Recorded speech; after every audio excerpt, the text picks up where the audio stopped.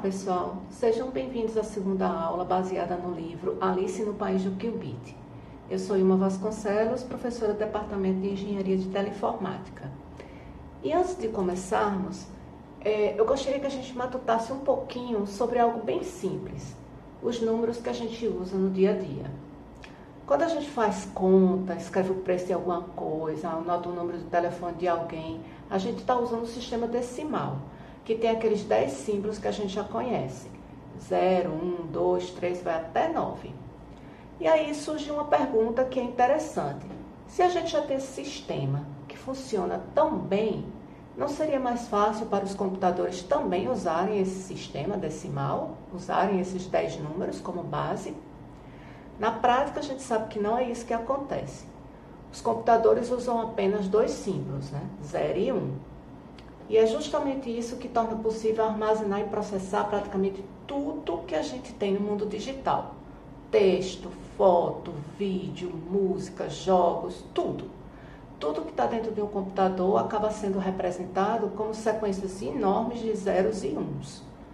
Então, ao longo dessa aula, a gente vai entender como palavras, imagens e sons conseguem virar códigos digitais.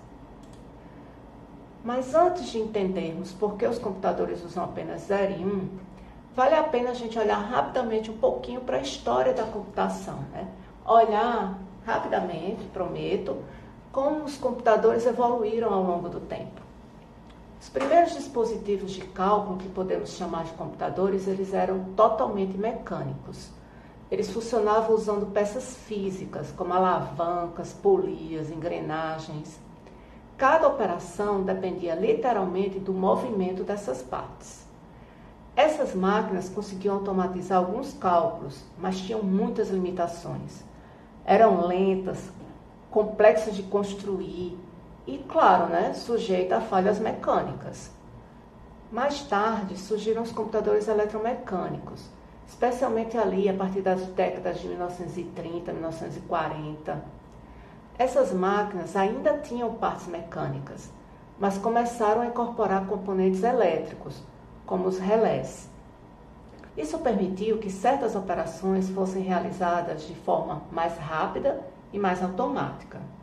Mas mesmo assim, essas máquinas ainda eram grandes e relativamente lentas, principalmente quando a gente compara os computadores que a gente tem hoje em dia. A grande mudança começou quando os computadores passaram a ser totalmente eletrônicos. E um dos exemplos mais famosos dessa geração de computadores totalmente eletrônicos foi uma máquina chamada ENIAC, que a gente vai ver aqui um pouco de detalhes sobre ela. O ENIAC foi criado em 1945 e é considerado um dos primeiros computadores eletrônicos de grande escala que funcionavam sem partes mecânicas. Ele foi desenvolvido na Universidade da Pensilvânia, nos Estados Unidos, para ajudar o exército americano a realizar cálculos de trajetórias balísticas. Mas o que mais chama atenção nessa máquina é o tamanho dela. O ENIAC ocupava cerca de 180 metros quadrados, que é o espaço de uma casa grande. Além disso, ele pesava cerca de 30 toneladas, ou seja, 30 mil quilos. E utilizava milhares de válvulas eletrônicas para poder funcionar. Hoje isso parece impressionante, porque a gente tem computador muito mais poderoso em dispositivos bem pequenos, como notebooks e celulares. Mas, mesmo sendo enorme, o ENIAC representou um avanço muito importante. Ele mostrou que computadores totalmente eletrônicos podiam realizar cálculos muito mais rapidamente do que as máquinas que a gente tinha anteriormente. E o funcionamento desses computadores eletrônicos passou a se basear em algo relativamente simples, sinais elétricos, que podem assumir diferentes estados. E é justamente essa ideia de estados elétricos que, mais adiante, vai levar ao uso dos famosos 0 e 1 dos computadores.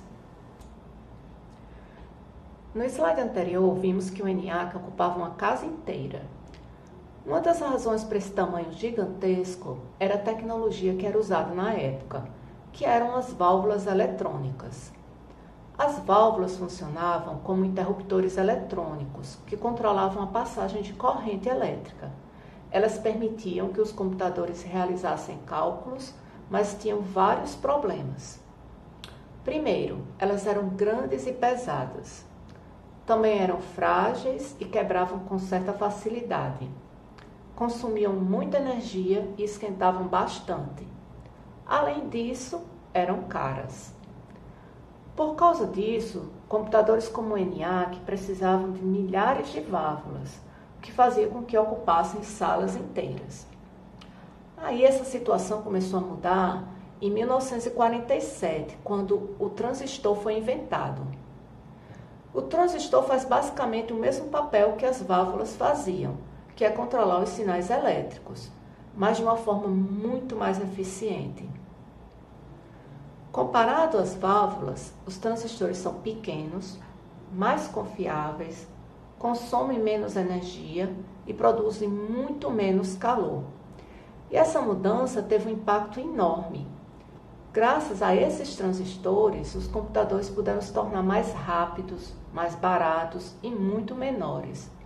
Foi essa revolução que abriu o caminho para os computadores que a gente tem hoje, desde os notebooks até os celulares que a gente carrega no bolso. Vimos que os transistores foram a grande revolução que permitiu que os computadores se tornassem muito menores, mais rápidos e mais eficientes. Os transistores são feitos de materiais chamados semicondutores, como o silício. Esses materiais têm propriedades elétricas bastante especiais, que permitem controlar o movimento dos elétrons dentro do dispositivo. E, como vimos na nossa primeira aula, para entender o comportamento dos elétrons, a física clássica não é suficiente. Foi necessário desenvolver uma nova forma de descrever o mundo microscópico. Essa nova teoria é a física quântica. Foi justamente o desenvolvimento da física quântica ao longo do século XX que permitiu compreender como os elétrons se comportam dentro dos materiais e como podemos manipular esse comportamento. Esse conhecimento tornou possível criar dispositivos como transistores, diodos e circuitos integrados, que são os componentes fundamentais da eletrônica moderna. Sempre que você usa um celular, um computador ou praticamente qualquer dispositivo eletrônico moderno, você está utilizando tecnologias que só foram possíveis graças à compreensão quântica da matéria. Ou seja, mesmo que a gente não perceba, a física quântica faz parte do funcionamento da tecnologia que usamos todos os dias, como a gente explorou, na nossa aula passada. Agora vamos ver como um transistor funciona dentro de um computador. Uma forma simples de entender isso é imaginar o transistor como uma chave elétrica. Ele possui três partes principais: o emissor, o coletor e a base. A base é a parte que controla o comportamento do transistor. Dependendo do sinal aplicado na base, o transistor pode permitir ou bloquear a passagem de corrente elétrica entre o emissor e o coletor. Quando a corrente elétrica passa, dizemos que o transistor está ligado. Quando a corrente elétrica não passa, dizemos que o transistor está desligado. Esses dois estados são extremamente importantes para a computação. No computador, convencionou-se representar esses estados de uma forma simples. Quando o transistor está ligado, representamos por 1. Quando ele está desligado, representamos por 0. Ou seja, os famosos 0 e 1 dos computadores correspondem, na prática, a dois estados físicos de um circuito eletrônico. E aqui vem algo impressionante. Um computador moderno não tem apenas alguns transistores. Ele possui bilhões dessas pequenas chaves eletrônicas, todas trabalhando juntas e mudando de estado bilhões de vezes por segundo. É essa imensa rede de transistores que permite aos computadores processar informações, executar programas e todas as tarefas que realizamos no dia a dia. Então, vimos que os computadores funcionam com dois estados elétricos, ligado e desligado. Esses estados são representados pelos números 1 e 0. Na computação, cada uma dessas unidades recebe um nome específico, um bit. A palavra bit vem da expressão em inglês binary digit, que significa dígito binário. Um bit é a menor unidade de informação que um computador pode armazenar ou processar. E, como vimos, ele só pode assumir dois valores possíveis, 0 ou 1. Mas um único bit sozinho permite representar pouquíssima informação. Por isso, os computadores trabalham com grupos de bits. Um dos agrupamentos mais importantes é o byte. Um byte é simplesmente um conjunto de 8 bits. Quando combinamos 8 bits, já conseguimos representar muito mais coisas. Por exemplo, podemos associar diferentes combinações de 0 e 1 a letras, números ou símbolos. Aqui temos um exemplo. A sequência 0, 1, 0, 0, 0, 0, 1, 0 pode ser usada para representar a letra B em um sistema de codificação de caracteres. Esse tipo de convenção permite que os computadores representem textos completos usando apenas sequências de 0 e 1. Nos próximos passos, vamos ver como é que esses códigos binários podem ser usados para representar diferentes tipos de informação, como palavras e imagens.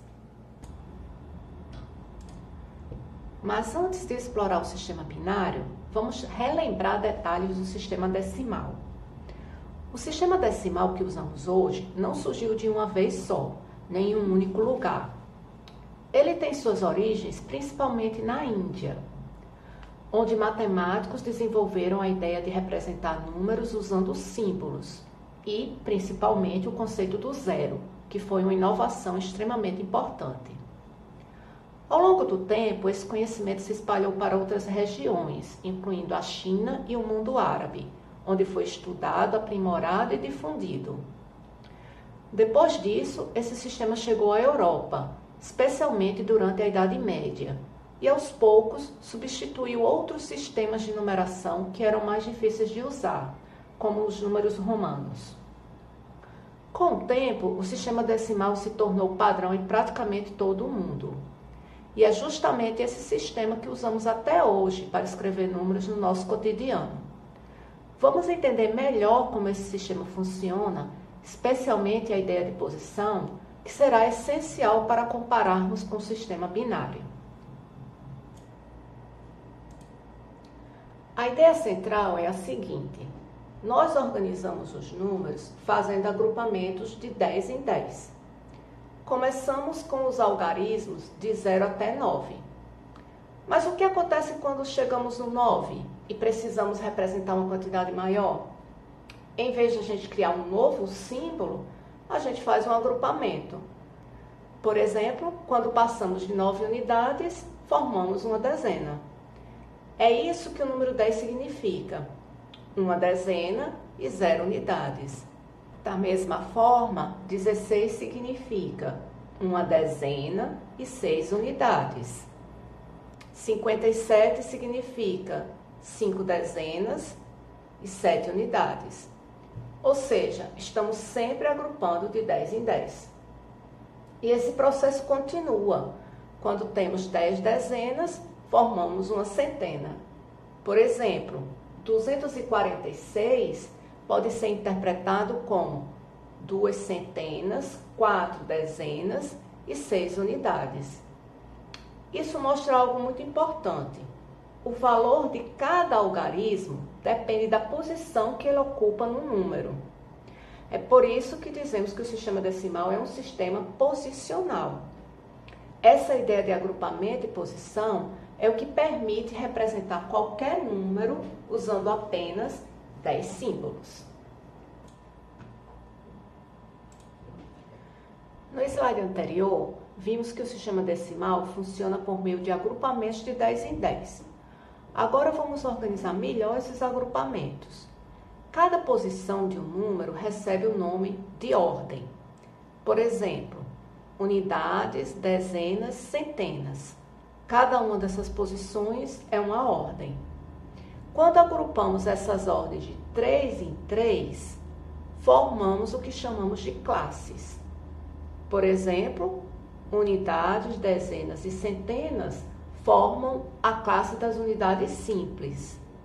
Depois temos a classe dos milhares, onde a gente vai ter as unidades de milhar, dezena de milhar, centena de milhar, e assim por diante. Essa organização ajuda a representar números grandes de forma mais estruturada e mais fácil da gente interpretar. Por exemplo, o número 1234. O 4 está na unidade, o 3 está na dezena, o 2 está na centena e o 1 está na unidade das classes dos milhares. Ou seja, estamos organizando os números em blocos, o que facilita tanto a leitura quanto os cálculos. Mas, para o que estamos estudando aqui, o mais importante não é memorizar nomes como ordens e classes. O mais importante é perceber que os números são organizados em posições e que cada posição representa um agrupamento. Agora vamos dar mais um passo para entender completamente o sistema decimal. Vimos que os números são organizados em posições, que são chamadas de ordens. Agora vamos olhar para isso de uma forma mais matemática. Cada posição de um número tem um peso, e esse peso é uma potência de 10. Então, começando da direita para a esquerda, a primeira posição é 10 elevado a 0, que vale 1. A próxima é 10 elevado a 1, que vale 10. Depois vem 10 elevado ao quadrado, que vale 100. E assim por diante. Ou seja, cada posição representa uma potência de 10. Vamos olhar aqui um exemplo. Então, como eu falei, né? Começando da direita para a esquerda, a primeira posição está relacionada com 10 elevado a 0, a segunda com 10 elevado a 1, a terceira com 10 elevado ao quadrado e a quarta com 10 elevado ao cubo. Então, eu vou desmontar esse número, 5.736, como 5 vezes 10 elevado a 3, mais 7 vezes 10 elevado ao quadrado, mais 3 vezes 10 elevado a 1, mais 6 vezes 10 elevado a 0. Isso mostra que um número nada mais é do que a soma de vários termos, cada um associado a uma posição e a uma potência de 10. Essa forma de pensar é extremamente importante, porque agora vem a parte interessante. No sistema binário, a gente faz exatamente a mesma coisa, mas em vez de usar potências de 10, usaremos potências de 2. Isso a gente vai ver mais tarde. Mas antes da gente partir para o sistema binário, vamos fazer alguns exercícios aqui sobre o sistema decimal. Então, o primeiro exercício diz o seguinte: um número pode ser decomposto em 7 vezes 10 ao cubo, mais 5 vezes 10 ao quadrado, mais 3 vezes 10 a 1, mais 8 vezes 10 a 0. Qual é esse número? E a gente tem aqui 4 opções. Então, bora lá, né? A gente tem, então, 10 ao cubo, que a gente sabe que é 1000, né? Então a gente está na unidade de milhar. 10 ao quadrado, que a gente sabe que é 100, então, centena. 10 elevado a 1 a gente sabe que é 10, dezena, e 10 elevado a 0 a gente sabe que é 1, unidade. Agora a gente vai levar em consideração os fatores que a gente tem. Então, a gente tem 7 vezes 10 elevado à terceira, que vai ser então 7 vezes 1000, que dá 7.000. 5 vezes 10 elevado ao quadrado, que é 5 vezes 100, que dá 500. 3 vezes 10 elevado a 1, vai ser 3 vezes 10, que dá 30. E 8 vezes 10 elevado a 0, que vai ser 8 vezes 1, que dá 8. E agora a gente soma esses números. 7.000 mais 500 mais 30 mais 8, que dá 7.538. Então, a opção correta é a opção B. O próximo exercício diz: escreva um número que é composto de 4 dezenas de milhar, 2 unidades de milhar, 6 centenas, 1 dezena e 8 unidades. Então, a gente vai montar um número a partir de cada ordem do sistema decimal que nos foi dada. Então, a gente tem 4 dezenas de milhar, vai ser 4 vezes 10.000, que dá 40 mil. 2 unidades de milhar, que vai ser 2 vezes 1000, que dá 2.000. 6 centenas, 6 vezes 100, que dá 600. Uma dezena, que é 10. E 8 unidades, que vai ser 8 vezes 1, que dá 8. Agora, a gente precisa somar esses números. 40.000, somado com 2.000, com 600, com 10 e com 8. Quando a gente soma, a gente encontra 42.618. Então, esse é o número. E agora, vamos trabalhar 2 problemas no formato de enigma. Então, o primeiro enigma diz assim: meu algarismo das dezenas é 1 a mais que o algarismo das unidades. Sou maior que 200 e menor que 300. Meu dígito das dezenas é um número par entre 4 e 7. Quem sou eu? Então, vamos analisar as pistas que foram dadas. A primeira pista diz: sou maior que 200 e menor que 300. Bom, isso significa que o algarismo das centenas tem que ser 2. O número vai ser da forma 200 e alguma coisa, né? Menor que 300 e maior do que 200. A segunda pista diz: meu dígito das dezenas é um número par entre 4 e 7. Entre 4 e 7 só existe um único número par, que é 6. Então, o nosso número vai ser um 2, 6, alguma coisa, 260 e alguma coisa. Tá faltando só a gente descobrir esse alguma coisa. A última pista: meu algarismo das dezenas é 1 a mais que o algarismo das unidades. A nossa dezena está bem aqui, é o 6. E a nossa unidade é um número tal que, quando eu some com 1, eu obtenho 6. Então, esse número é um 5. E o nosso número é 265. Nosso próximo enigma é o seguinte: meus dígitos das centenas e das unidades são iguais. Meu algarismo dos milhares é o dobro do algarismo das dezenas. A soma dos meus dígitos é 20. A soma dos meus dígitos das centenas e das unidades é 8. Quem sou eu? Então, aqui eu vou analisar as pistas, mas eu coloquei numa ordem que fosse mais fácil de eu ir deduzindo cada dígito.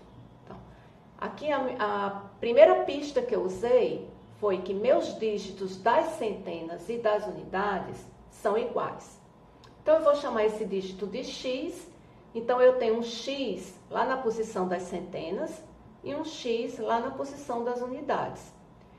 Eu peguei uma outra pista que diz que a soma dos meus dígitos das centenas e das unidades é 8. Então, nesse caso, se eu somar esses 2 dígitos, né, x mais x, eu vou obter 8. 2x igual a 8 significa que x é igual a 4. Então, o meu número tem esse formato aqui. Ele tem um 4 na posição das centenas e um 4 na posição das unidades. Agora, eu vou pegar a pista que diz: meu algarismo dos milhares é o dobro do algarismo das dezenas. Então, se eu chamar o algarismo que está lá na dezena, né, de D, e o algarismo que está aqui nos milhares de M, então eu vou montar aqui uma equaçãozinha dizendo que M é igual a 2 vezes D, porque ele diz que o algarismo dos milhares é o dobro do algarismo das dezenas. Então, eu tenho um número que aqui tem um M, aqui tem um D, e esse M é 2 vezes D. A última pista que é dada é que a soma dos dígitos é 20. Então, agora eu vou somar M mais 4, mais D, mais 4. Somei todos os dígitos. Isso tem que ser igual a 20. Vou usar o fato de que M é igual a 2 vezes D. Substituo aqui, eu vou ficar com 2D mais 4, mais D, mais 4, igual a 20. Agora, eu vou somar 2D mais D, vai me dar 3D. 4 mais 4, né? Eu fico com esse mais 8 que tem aqui, igual a 20. 3D vai ser, então, 20 menos 8. 20 menos 8 dá 12.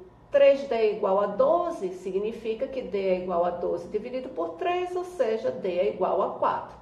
Então, o algarismo das dezenas é 4. E o algarismo dos milhares é 2 vezes esse algarismo das dezenas. Então, 2 vezes 4, 8. Então, eu vou ter um número que é 8, 4, 4, 4. Então, nosso número é 8.444. Agora chegamos ao ponto principal da nossa aula, o sistema binário. Diferente do sistema decimal, que usa 10 símbolos, o sistema binário utiliza apenas 2 símbolos, como a gente já comentou, o 0 e o 1. Por isso, ele também é chamado de base 2. Mas por que usar apenas 2 símbolos? A resposta está no funcionamento físico dos computadores. Como foi visto, os computadores são formados por bilhões de transistores que funcionam como chaves elétricas. E essas chaves têm apenas 2 estados possíveis, ligado ou desligado. E é justamente isso que o sistema binário representa. Ele representa 0 para desligado e 1 para ligado. Ou seja, o sistema binário não foi escolhido por acaso. Ele é uma consequência direta da forma como os circuitos eletrônicos funcionam. Outro ponto interessante é que a ideia de representar informações usando apenas 2 estados não é nova. O sistema binário moderno foi formalizado no século XVII pelo matemático Leibniz, muitos anos antes dos computadores existirem. Mas foi com a eletrônica que essa ideia se tornou extremamente útil na prática. E aqui está a conexão mais importante da nossa aula. Assim como no sistema decimal usamos potências de 10, no sistema binário usamos potências de 2. Ou seja, a lógica é a mesma. O que muda é a base. E é isso que vamos explorar mais tarde. Agora vamos ver, na prática, como transformar o número do nosso sistema decimal para o sistema binário. Ou seja, como traduzir um número para o idioma do computador. Existem vários métodos, mas um dos métodos mais utilizados é o método das divisões sucessivas por 2. Vamos usar um exemplo aqui, o número 19. Então, o que a gente vai fazer é dividir o número por 2 repetidamente, anotando sempre o resto da divisão. Então, vamos lá, 19 dividido por 2 dá 9, resto 1. 9 dividido por 2 dá 4, com resto 1. 4 dividido por 2 dá 2, com resto 0. 2 dividido por 2 dá 1, com resto 0. Pronto, atingimos o quociente 1. Agora, para obter o número em binário, lemos o quociente 1 e os restos de baixo para cima. Então, a gente vai ler aqui do quociente 1 e os restos de baixo para cima. Dessa forma, a gente vê que o número 19 em binário é o número 10011. Esse processo funciona para qualquer número inteiro. Vamos resolver agora alguns exercícios. Então, o primeiro exercício pede para converter o número 45, do sistema decimal, para binário. Então, bora lá. O que a gente vai fazer é dividir sucessivamente por 2. Então, iniciei aqui dividindo 45 por 2, que dá 22, com resto 1. Em seguida, eu vou pegar o 22, vou dividir por 2, vai dar 11, com resto 0. 11 dividido por 2 dá 5, com resto 1. 5 dividido por 2 dá 2, com resto 1. E, finalmente, 2 dividido por 2 dá 1, com resto 0. Então, atingimos o quociente 1. Então, a gente vai pegar esse quociente 1 e vai ler junto com os restos de baixo para cima. Então, o número 45 em binário vai ser 1, 0, 1, 1, 0, 1. O próximo exercício pede para converter os números 3 e 6 para binário. E depois pergunta, qual seria a soma de 3 e 6 em binário? Então, vamos converter primeiro 3 e depois converter o 6. Então, convertendo aqui o número 3, eu vou dividir 3 por 2, dá 1, com o resto 1. Então, como já atingiu o quociente 1, eu vou ler o quociente e o resto, o número 3 em binário é 1, 1. Agora, vamos converter o 6. 6 dividido por 2 dá 3, com o resto 0. 3 dividido por 2 dá 1, com o resto 1. Então, eu vou pegar o quociente 1 e ler junto com o resto de baixo para cima. Então, 6 em binário é 1, 1, 0. Agora, ele quer saber a soma de 6 e 3 em binário, como que é? Bom, eu sei que a soma de 6 e 3 é 9. Então, o que eu preciso converter é o 9 para binário. Então, vamos lá. 9 dividido por 2 dá 4, com o resto 1. 4 dividido por 2 dá 2, com o resto 0. 2 dividido por 2 dá 1, com o resto 0. Atingir o quociente 1, eu vou ler o quociente 1 com os restos de baixo para cima. Então, 9 em binário é 1, 0, 0, 1. Então, temos o seguinte: 3 em binário é 1, 1. 6 em binário é 1, 1, 0. E a soma, que é 9 em binário, é 1, 0, 0, 1. Agora vamos fazer o caminho inverso. Até aqui, vimos como converter um número do sistema decimal para o sistema binário. Mas aí surge aquela pergunta natural. Como é que a gente entende o que é que o computador está dizendo? Ou seja, como converter um número em binário de volta para o sistema decimal? Bom, o método agora é diferente.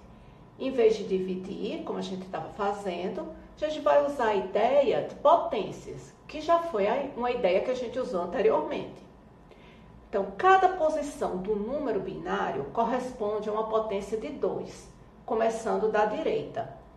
Então, o último dígito corresponde a 2 elevado a 0, o próximo 2 elevado a 1, o seguinte 2 elevado a 2 e assim por diante.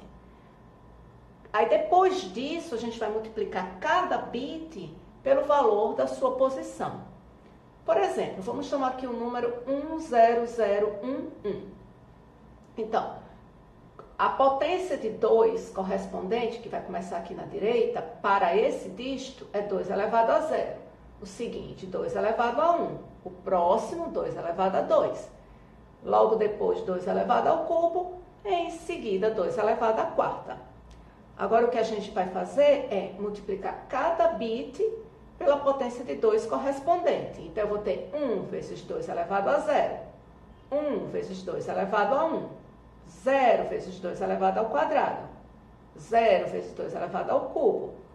1 vezes 2 elevado à quarta. Depois, a gente soma todos esses resultados. Então, bora lá. Eu vou começar daqui, certo? 1 vezes 2 elevado à quarta vai dar 1 vezes 16. Aí eu vou somar com 0 vezes 2 elevado ao cubo, que seria 0 vezes 8, que dá 0.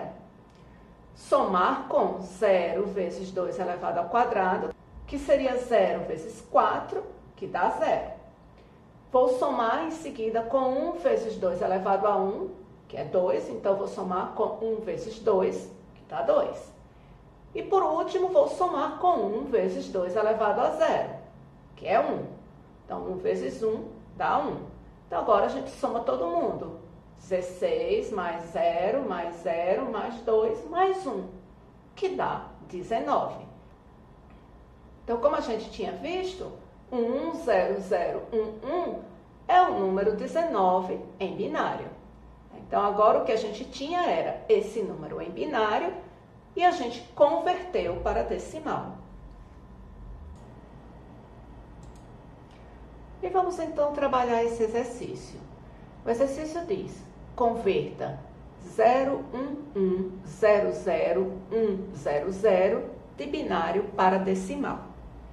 Então, eu vou colocar o número aqui, que me foi dado, e vou colocar da direita para a esquerda as potências de 2 correspondentes a cada posição. Então, eu começo aqui com 2 elevado a 0 e vou 2 elevado a 1, 2 elevado a 2, 2 elevado a 3, 2 elevado a 4, 2 elevado a 5, 2 elevado a 6, 2 elevado a 7. Então, agora o que a gente tem que fazer é multiplicar cada bit pelo resultado dessa potência de 2. Mas note que apenas esse termo, esse outro termo e este terceiro termo aqui, o resultado da multiplicação será diferente de 0. Então, eu vou me preocupar apenas com esses 3 termos, porque todos os outros termos dá 0. Então, eu vou multiplicar 1 por 2 elevado a sexta, e 2 elevado a sexta é 64. 1 por 2 elevado a quinta, que é 32, e 1 por 2 elevado ao quadrado, que é 4. E agora a gente vai somar esses termos, que são os termos que são diferentes de 0. Então, 64 mais 32 mais 4. Somando, o resultado é 100. Então, 0110010 na base 2 é igual a 100 na base 10. E no nosso próximo exercício, a gente vai verificar se isso aqui que foi dado é verdadeiro ou falso. Então, a gente quer saber se 1010 na base 2 é maior do que 1001 na base 2. Então, vamos lá. Então, aqui eu tenho 1010, aqui eu tenho 1001 e eu vou converter cada um deles para a nossa base 10, para a base decimal. Então, eu vou multiplicar aqui 1 por 2 elevado a 1, aqui 1 por 2 elevado a 3, que dá 8 mais 2. Aqui eu vou multiplicar 1 por 2 elevado a 3 e 1 por 2 elevado a 0, que dá 8 mais 1, que é 9. Né? Só lembrando, esse termo aqui, o resultado vai ser 0, esse termo aqui, o resultado vai ser 0, não vai contribuir para a nossa soma. A mesma coisa aqui e aqui. Então, desse lado de cá, que é 1010, eu tenho 10 na base decimal. E desse outro lado, que é 1001, eu tenho 9 na base decimal. E o que eu estou dizendo é que 10 é maior do que 9. Então, isso está correto. Isto é verdadeiro. E vamos então trabalhar esse exercício. O exercício diz: converta 0110010 de binário para decimal. Então, eu vou colocar o número aqui, que me foi dado, e vou colocar da direita para a esquerda as potências de 2 correspondentes a cada posição. Então, eu começo aqui com 2 elevado a 0 e vou 2 elevado a 1, 2 elevado a 2, 2 elevado a 3, 2 elevado a 4, 2 elevado a 5, 2 elevado a 6, 2 elevado a 7. Então, agora o que a gente tem que fazer é multiplicar cada bit pelo resultado dessa potência de 2. Mas note que apenas esse termo, esse outro termo e este terceiro termo aqui, o resultado da multiplicação será diferente de 0. Então, eu vou me preocupar apenas com esses 3 termos, porque todos os outros termos dá 0. Então, eu vou multiplicar 1 por 2 elevado a sexta, e 2 elevado a sexta é 64. 1 por 2 elevado a quinta, que é 32. e 1 por 2 elevado ao quadrado, que é 4. E agora a gente vai somar esses termos, que são os termos que são diferentes de zero. Então, 64 mais 32 mais 4. Somando, o resultado é 100. Então, 0, 1, 1, 0, 0, 1, 0, 0 na base 2 é igual a 100 na base 10. O nosso próximo exercício pergunta: 1, 0, 1, 0 na base 2 é maior do que 1, 0, 0, 1 na base 2? Então, a gente tem que descobrir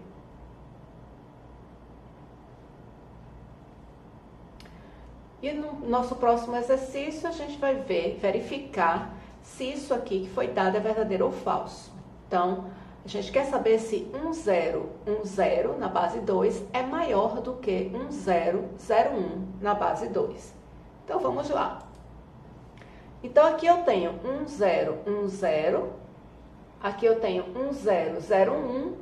E eu vou converter cada um deles para a nossa base 10, para a base decimal. Então, eu vou multiplicar aqui 1 por 2 elevado a 1, aqui 1 por 2 elevado a 3, que dá 8 mais 2. Aqui eu vou multiplicar 1 por 2 elevado a 3 e 1 por 2 elevado a 0, que dá 8 mais 1, que é 9. Né? Só lembrando, esse termo aqui, o resultado vai ser 0, esse termo aqui, o resultado vai ser 0, não vai contribuir para a nossa soma. A mesma coisa aqui e aqui. Então, desse lado de cá, que é 1, 0, 1, 0, eu tenho 10 na base decimal. E desse outro lado, que é 1, 0, 0, 1, eu tenho 9 na base decimal. E o que eu estou dizendo é que 10 é maior do que 9. Então, isso está correto. Isto é verdadeiro.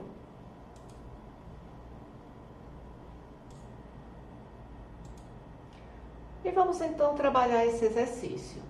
O exercício diz: converta 0, 1, 1, 0, 0, 1, 0, 0 de binário para decimal. Então, eu vou colocar o número aqui, que me foi dado, e vou colocar da direita para a esquerda as potências de 2 correspondente a cada posição.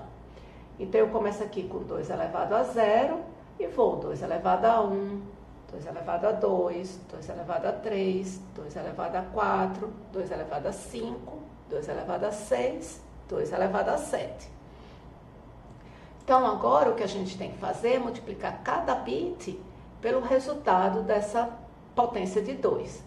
Mas note que apenas esse termo, esse outro termo e este terceiro termo aqui, o resultado da multiplicação será diferente de 0. Então, eu vou me preocupar apenas com esses 3 termos, porque todos os outros termos dá 0. Então, eu vou multiplicar 1 por 2 elevado à sexta, e 2 elevado à sexta é 64.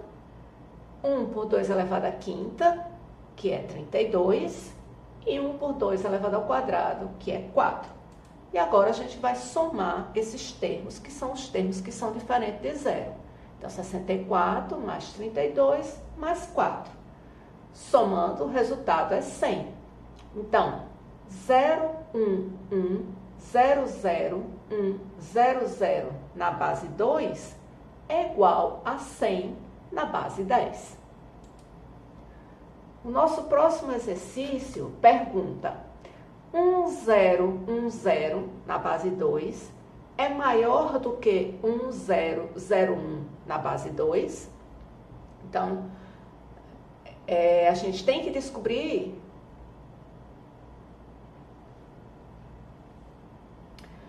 e no nosso próximo exercício a gente vai verificar se isso aqui que foi dado é verdadeiro ou falso.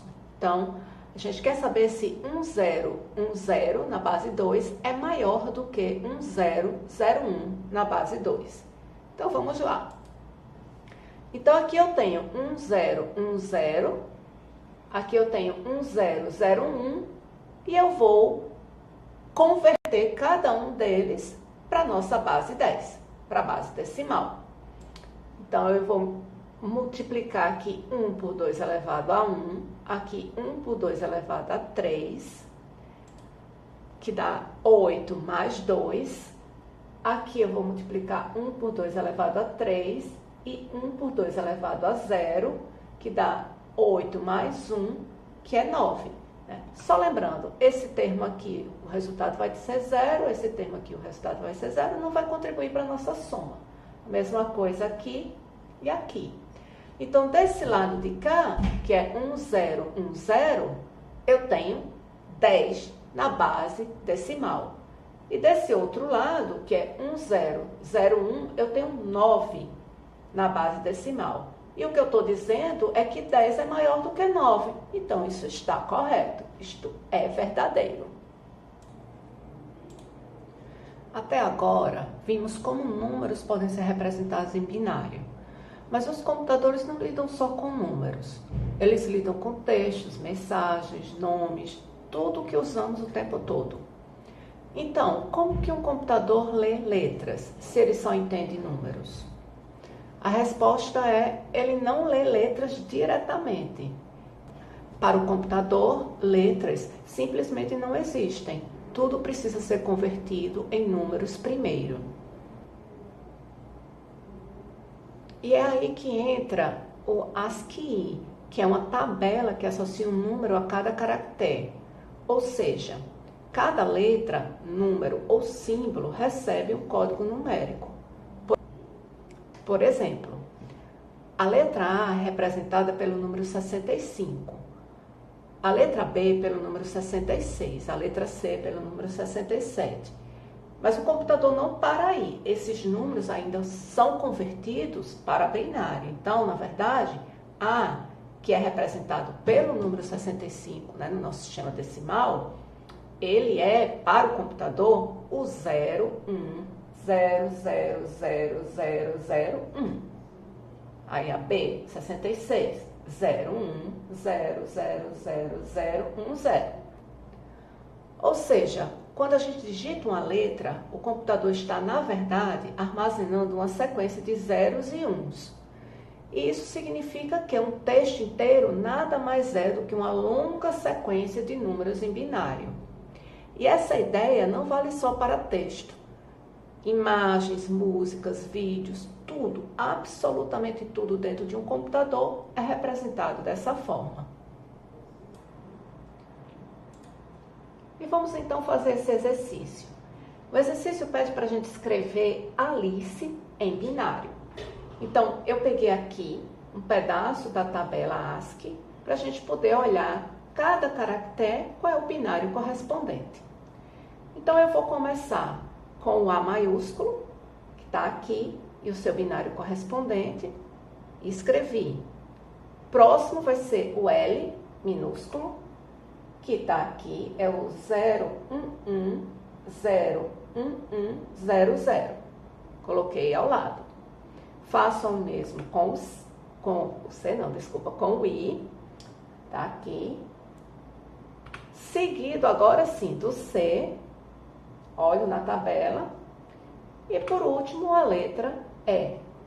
É minúsculo, que está aqui, 011 00101. Pronto. Dessa forma, a gente escreve Alice em binário. Mas existe um problema com o ASCII. Ele funciona bem, mas só até um certo ponto.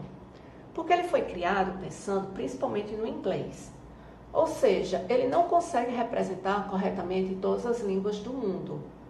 Por exemplo, ele não possui vários caracteres importantes de línguas asiáticas. E até coisas mais modernas como os emojis. E isso se torna um grande problema num mundo conectado como é o nosso. E aí surgiu uma solução, que é o Unicode. O Unicode é um padrão muito mais amplo, que atribui um número único para praticamente todo caractere usado no mundo. E ele inclui letras de diferentes alfabetos, símbolos e, claro, né, os nossos emojis. A letra A, por exemplo, ela continua sendo 65 em binário. Isso não muda. Mas agora também a gente pode representar um emoji como esse aqui. Ele tem esse código Unicode, né? U mais 1F60A, que corresponde ao número 128522 em decimal, que por sua vez, quando convertido em binário, nos dá essa sequência aqui de uns e zero. Ou seja, algo bem visual, como é um emoji, no computador continua sendo uma sequência de 0 e 1. Então, o computador, ele não entende significado, ele só manipula números. Todo o resto, textos, símbolos, as emoções que os emojis, né, nos traz, é uma interpretação que nós fazemos. Vamos continuar agora, então, pensando nas imagens. Fotos, desenhos, vídeos, como tudo isso é armazenado dentro de um computador? E a resposta começa com uma palavra importante, que é o pixel. A palavra pixel vem de picture element, ou seja, elemento de imagem.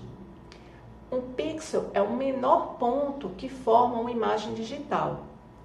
Agora imagine uma foto qualquer. Para o computador, essa imagem não é algo contínuo. Ele divide a imagem em milhares ou até milhões de pequenos pontos. Cada um desses pontos é um pixel. E cada pixel pode ter uma cor diferente. Ou seja, uma imagem nada mais é do que um grande conjunto de pixels organizados em uma grade. Se ampliarmos bastante uma imagem, começamos a enxergar esses pontinhos. E aqui vem a parte importante. Cada pixel também é representado por números. Esses números indicam qual é a cor daquele pixel. E como já vimos, esses números também são convertidos para binário. Ou seja, assim como o texto, uma imagem inteira também é, no fundo, uma sequência de zeros e uns. A diferença é só a forma como esses números estão organizados. Vamos começar pelo caso mais simples possível, que são imagens em preto e branco. Nesse tipo de imagem, cada pixel só pode assumir dois valores. Ou ele é preto ou ele é branco. Então, isso pode ser representado de forma extremamente simples. 0 representa preto, 1 representa branco. Ou seja, cada pixel precisa de apenas um bit para ser armazenado. Isso é interessante porque conecta diretamente com o que vimos desde o início. O computador trabalha naturalmente com 0 e 1. Agora vamos entender como funciona a convenção para descrever uma linha de pixels usando números. A ideia é simples. Em vez de escrever pixel por pixel, nós contamos quantos pixels da mesma cor aparecem em sequência. Mas para isso funcionar, precisamos de uma regra clara. A convenção é a seguinte: o primeiro número sempre representa a quantidade de pixels brancos. Depois disso, seguimos alternando. Branco, preto e assim por diante.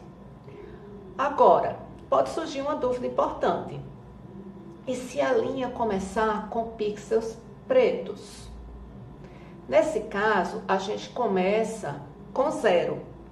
Ou seja, indicamos que não há pixels brancos no início. E então continuamos normalmente com a contagem. Essa regra garante que qualquer pessoa ou qualquer computador consiga interpretar corretamente a sequência de números. E também reduz a quantidade de informação necessária em muitos casos, especialmente quando temos grandes regiões da mesma cor. Isso nos leva a uma ideia muito importante na computação. Nem sempre armazenamos os dados da forma mais direta. Às vezes usamos estratégias mais eficientes. E essa é a base de várias técnicas de compressão de dados usadas até hoje. Então, usando essa regra, a gente pode olhar o que é que significa cada um desses números aqui ao lado de cada linha de pixels. Então, aqui no começo eu tenho um pixel branco. O próximo número vai indicar a quantidade de pixels pretos, que no caso são 3. próximo número indica a quantidade de pixels branco, que no caso é apenas 1. Aqui na segunda linha, é aquele caso, começa com preto. Então, eu tenho que indicar inicialmente um 0 para dizer que eu não tenho pixel branco no início. E aí eu sigo normalmente a regra. Então, o próximo seria preto, eu tenho 1. O próximo seria, próximo conjunto, né? Quando eu falo próximo conjunto seria branco e eu tenho 3. O próximo, preto, e eu tenho 1. E é assim que a gente vai montar cada uma dessas linhas. Então, vamos colocar em prática essa regra. Vamos ver qual é a figura que vai aparecer aqui quando a gente pintar os quadradinhos, usando aqui a regra que a gente acabou de aprender. Então, relembrando, o primeiro número sempre indica a quantidade de caixinhas que a gente vai ter que deixar em branco. E aí a gente vai intercalar, né, seguindo branco, preto, por aí vai. Se por um acaso iniciar com caixinha preta, a gente tem que indicar com 0. Então, 0 brancos e aí vem um número de caixinhas pretas logo a seguir. Então, no início, se for preto, tem um 0. Então, vamos lá. Eu tenho aqui 3, 2, 3. Então, o que é que isso significa? 3 caixinhas brancas, 2 pretas, 3 caixinhas brancas. Então, vamos pintar essas 2 caixinhas aqui do meio de preto. Agora, eu tenho 2 brancas, 4 pretas, seguidas de 2 brancas, que resulta nessa linha. Agora, uma caixinha branca, 6 caixinhas devem ser pintadas de preto, seguida de uma caixinha branca. E o resultado é esse. Aqui começa com 0, então eu sei que não começa com branco. Vai começar com preto e são 8 caixinhas pretas. Então, todas as caixinhas serão pintadas de preto. Essa outra linha é exatamente igual à anterior. Essa linha aqui, observe que é igual a esta linha aqui, ok? E essa é igual a essa segunda aqui. E a última é igual à primeira. E essa é a figura, então, que a gente forma. Até agora, usamos aquela convenção para imagens em preto e branco. Mas se quisermos representar imagens coloridas, como é que a gente faz? A ideia vai continuar praticamente a mesma. Agora a gente precisa fazer uma pequena adaptação. Em vez de guardar apenas a quantidade de pixels, vamos usar 2 números. Quantidade, cor. O primeiro número sempre vai indicar a quantidade de pixels que aparecem na sequência. E o segundo número agora indica qual é a cor. Ou seja, continuamos agrupando pixels iguais. Mas agora também especificamos qual cor está sendo usada. Para isso, usamos um código para representar cada cor. Um exemplo. Digamos que a gente escolha o seguinte código para as cores preto, branco e verde. Então, 0 preto, 1 branco, 2 verde. Se aparece entre parênteses 3, 0, isso vai indicar que eu tenho que pintar 3 quadrados na cor preta. Se aparece um parênteses com o número 2 e 1, isso indica que eu tenho que pintar 2 quadrados na cor branca. E se aparece, por exemplo, entre parênteses 1 e 2, isso vai indicar que eu tenho que pintar um quadrado de verde. Então, se eu fosse colocar em uma única linha essa sequência dada aqui, eu teria 3 caixinhas pretas, seguidas de 2 caixinhas brancas, seguida de uma caixinha verde. Então, vamos fazer um exercício para fixar bem essa ideia?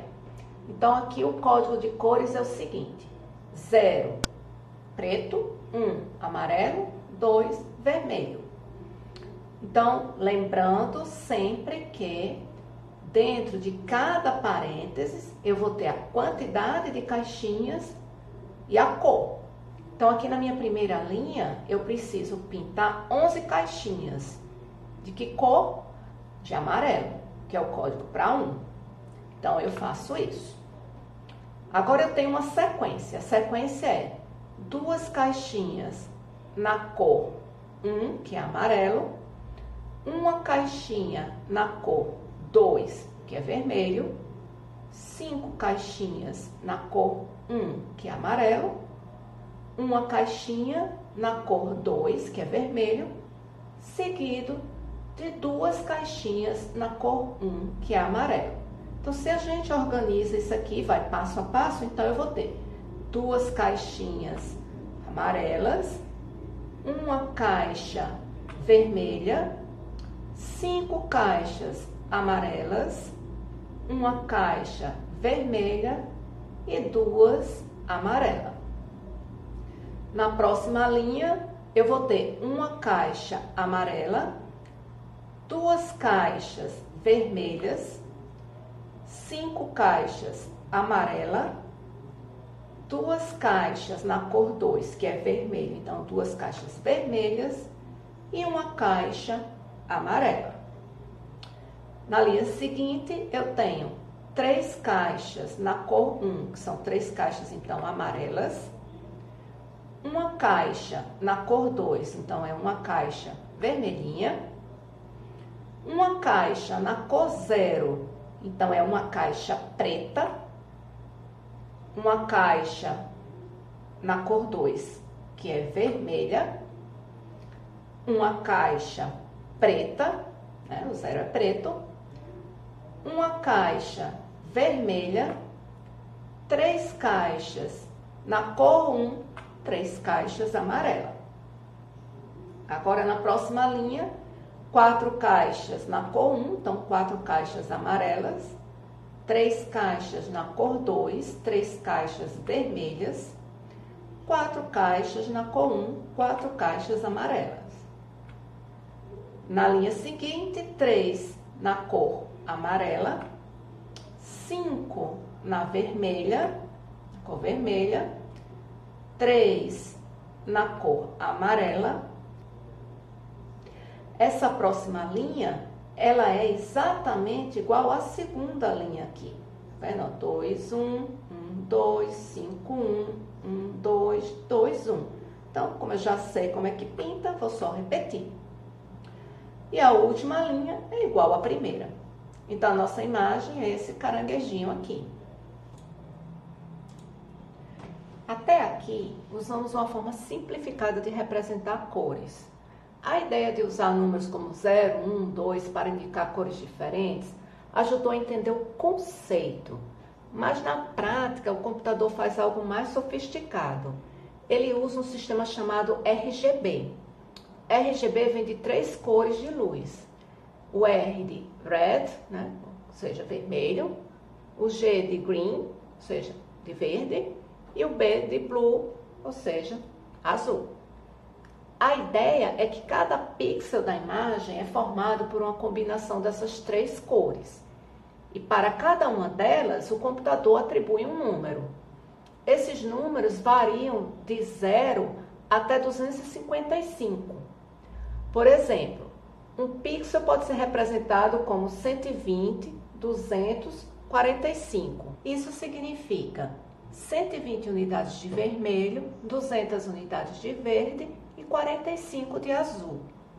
Esses valores indicam quanta luz de cada cor o pixel emite. Ao combinar diferentes quantidades de vermelho, verde e azul, conseguimos formar milhões de cores diferentes. Então, a vida real não é exatamente igual à simplificação anterior. Cada pixel não tem apenas um número de cor. Ele tem 3 números que juntos definem a cor final dele. E como já vimos ao longo da aula, esses números também são armazenados em binário. Ou seja, mesmo imagens coloridas complexas, no fim das contas, ainda são representadas por sequências de zeros e uns. E é isso, pessoal. Chegamos ao final da nossa segunda aula. Até a próxima!